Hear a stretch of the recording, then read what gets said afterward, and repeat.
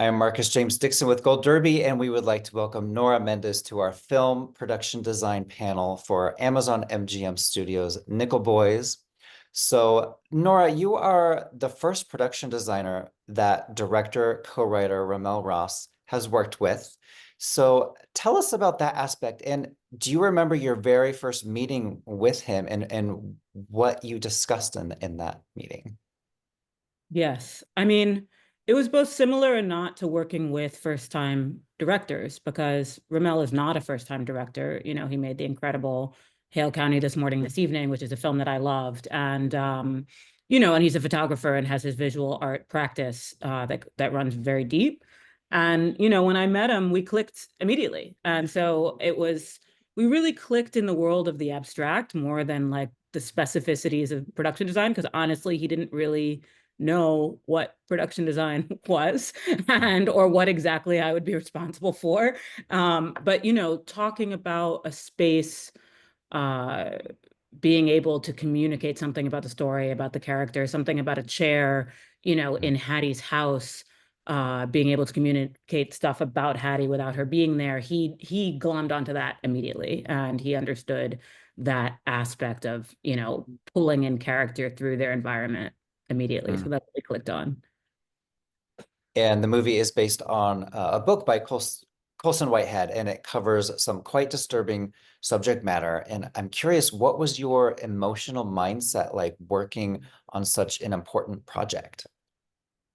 Yeah, I mean, I had read the book when it came out, so I knew the book already. And then when I met with RaMell for the first time, I actually read the book again to make sure that I was up on it. The script, the POV aspect of this of the way we shot the film is in the script, so it feels very different from the book in some ways. And but the historical weight is very much there in both the script and the book. It's dark, it's emotionally heavy, but that's the world that we live in. That's the world that we embody every day.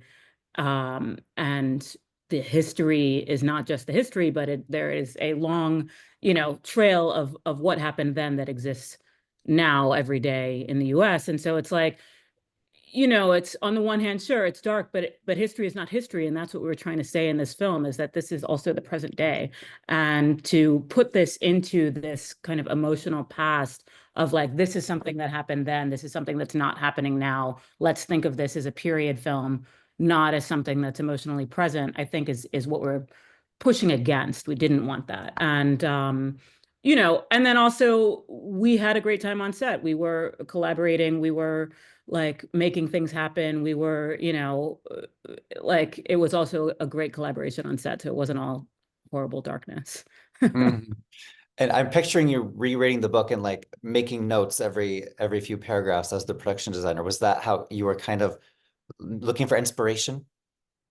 Not in the book so much. I read the book, just I read it, and I had read Gotcha. it the first time, just, totally separate of anything, just because I like Colson Whitehead and I had read his earlier books. And then when I read it before meeting RaMell, the script is so different in some ways than the book that, again, I was just like reading it to refresh, not keeping notes based on the book, because we didn't stick to the book exactly. And it's like we did, but we didn't. But it's like the main sort of twist or like thing that happens in the book in the last bit happens very differently in the movie, even though it does happen.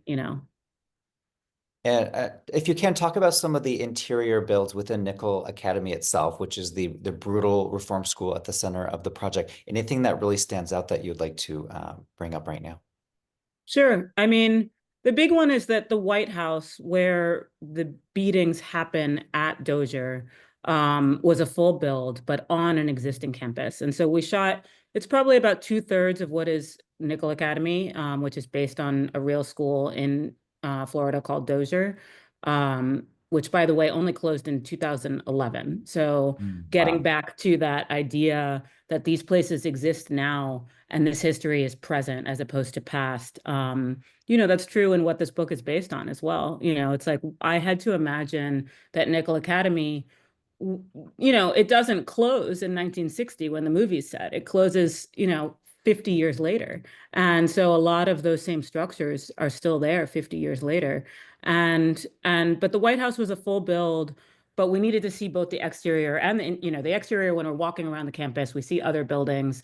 And then also we shoot the inside. And so there was nothing about it that was sort of a fake build, or there was no movement. We didn't move the walls. We didn't change, there was a ceiling on it, all of that. And more than that, there's this really apt description in the book where there's grass, long grass around the White House, because the kids are the ones who are doing the mowing, and it's like they're afraid to even come too close to the White Mm, House to do the mowing because such horrors are happening in there. And so it's like important to us that we build it early enough that we could have, the landscaping, the greens, all of that look correct when we see these exterior shots. mm. And you mentioned the POV structure of the film. What was the collaboration like with the cinematographer regarding this unique structure? And like, how did you talk about which of your sets, which part of your sets would be seen, which parts wouldn't? Yeah, I mean the POV was such an integral part of it, and it very much was in the script, but I feel like nobody truly believed that the whole movie was going to be POV until we started shooting, including the studio. And Mhm. and when they, fully realized that it was like, oh no, this whole movie is POV. Um, and when we did the camera test and we understood sort of which camera rigs were going to be used in order to shoot the way, like what would be in focus and what would not be in focus and that kind of thing. Jomo Frey, amazing cinematographer, we would talk about in the sets basically. I would do a walkthrough with RaMell a couple of days before. We would be talking through the space, and I would say, look, here's the space. I know we're not going to really see a lot of it, but here's 10 things in this space that, might be nice to go in on as the camera is moving around, as the viewer is putting their gaze on certain objects. So, in Hattie's kitchen, for example, we've got the telephone, we have the magnets on the refrigerator, we have the JFK calendar, all these things that are very specific to that sort of working class, middle class Black home of that time. Mm, And there's tons of stuff, the drawers are full of stuff. There's all kinds of places where, Elwood could be looking, where the gaze of the camera, the gaze, his POV could be looking, where he just doesn't. But I gave Jomo and Ramel those options, on the day to be like, oh, look over here, or not. mm. It must have been interesting for the actors because like some of them are looking directly into the camera and they're told their whole lives, don't look at the camera. And now this is such a different, unique experience for them. Yes. Speaking of the cast, I mean, Anjanou Ellis-Taylor, one of my favorites. I'm rooting for her at the Academy Awards. What was it like working with her and some of the other cast members? I mean, she's amazing. They were all great. I mean, you know, her doing her house, which we shot in New Orleans, was really an incredible experience. We got to get into such a level of detail. It was a real house that we, added walls, added plugs, et cetera, changed it around a bit, but it was, a real location. And you know, she had a good time in that space, kind of picking out certain things, certain details to look at. Um, one tiny detail is that in the opening of the film, in the little opening montage, we see her at work, through Elwood's eyes, cleaning up some broken crockery, a broken plate or something with a dustpan, sort of in her role in this Jim Crow era space of subservience. And we see her work. And then later when Elwood is in his bedroom after the car incident has happened that does send him to nickel, we have our focus on his hand in his bedroom, and we see that the carpet that we saw in the beginning at her work is the same carpet that's in his bedroom, Mm, as if she took home cutoffs from her work of the carpet and used it in her, in her grandson's room. And so it was like details like this, which Anjanou actually picked up on a lot of them in the house. And again, that was just one that we, sort of see. You don't really see it in the first viewing, but it's there, and she right. noticed. How easy is it in 2023 when you film this? How easy or hard is it to get, you know, authentic props from the 1960s and authentic, wallpaper and carpets and things like that?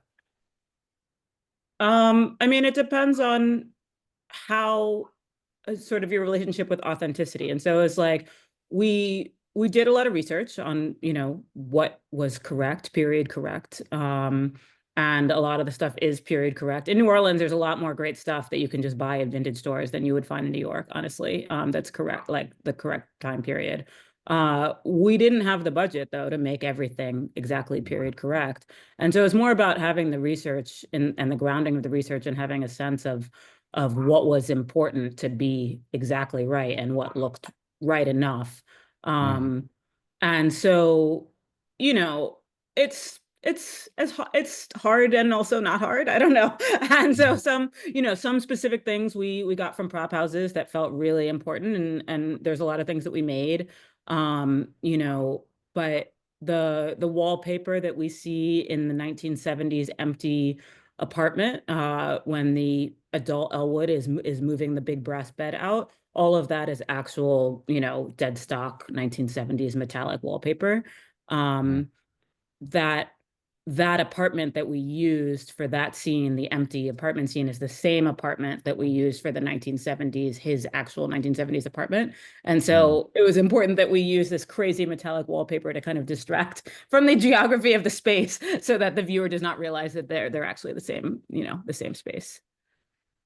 Well, before we go, the movie is opening in theaters on December 13th. And I'm curious, what do you hope is the number one thing that audiences take away from this project when they go and see it? In a lot of ways, I think that the POV of the movie and what I tried to portray in the timelessness of the production design, in that it was rooted in the 60s, but could easily be the present day in the institutional aspects.